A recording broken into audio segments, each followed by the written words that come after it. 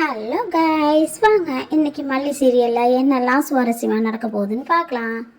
ராஜி மேடமும் ரஞ்சிதா மேடமும் சும்மா இருக்க முடியாமல் ஹாஸ்பிட்டல்லேருந்து ஒரு சிஸ்டர் ஃபோன் பண்ணி மல்லியும் விஜய் இங்கே தான் இருக்காங்கன்னு சொல்ல, அதை கேட்ட உடனே ராஜியும் ரஞ்சிதாவும் அங்கே இருக்க முடியாமல் ஹாஸ்பிட்டல் வந்து செக் பண்ணலாம்னு வந்துட்டாங்க.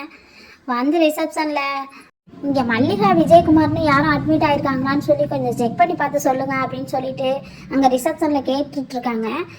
அதுக்குள்ளே கரெக்டாக அன்னபூர்ணியம்மா அங்கே என்ட்ரி ஆயிடுறாங்க.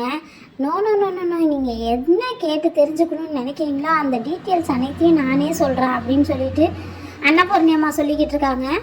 இப்போ இங்கே என்ன நடந்துச்சுன்னு தெரிஞ்சுக்கணுமா? உங்கள் 2 பேர்த்தோட புண்ணியத்தாலையும் மல்லி இப்போ கர்ப்பமாக இருக்கா அப்படின்னு சொன்னோன்னு ராஜிக்கு சரியான டென்ஷன் ஆகிடுது. அதுக்கப்புறம் எல்லாரும் கிளம்பி வீட்டுக்கு போயிடுறாங்க. வீட்டுக்கு போனதுக்கப்புறம் விஜய் வந்து ரேணுகாவுக்கு சாப்பாடு எடுத்துகிட்டு வந்து ஊட்டி விடுறதுக்கு கொண்டு வராங்க. அந்த நேரம் பார்த்து ரேணுகா கேட்குறாங்க, ஏன் மல்லி வரல, நீங்கள் வந்திருக்கீங்க அப்படின்னு சொல்லிட்டு விஜய் கிட்டே கேட்குறாங்க. விஜய் சார் சொல்கிறாங்க, இன்னுமே மல்லியை நீ டிஸ்டர்ப் பண்ணக்கூடாது, நான் தான் உனக்கு சாப்பாடு ஊட்டி விடுவேன் அப்படின்னு சொல்கிறாங்க.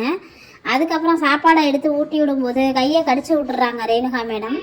மல்லி அதை பார்த்துடுறாங்க. பார்த்துட்டு இந்த நேரத்தில் அவங்க சந்தோஷமாக இருக்க வேண்டிய நேரத்தில் கூட அவங்களால சந்தோஷமாக இருக்க முடியலை. மல்லி கர்ப்பமாக இருக்காங்கன்னு சொன்னோன்னே நம்மளுக்கும் கொஞ்சம் சந்தோஷமாக தான் இருக்குது. அடுத்து என்ன நடக்க போகுதுன்னு அடுத்து வரப்போகிற கதையில் பார்க்கலாம். தேங்க்யூ.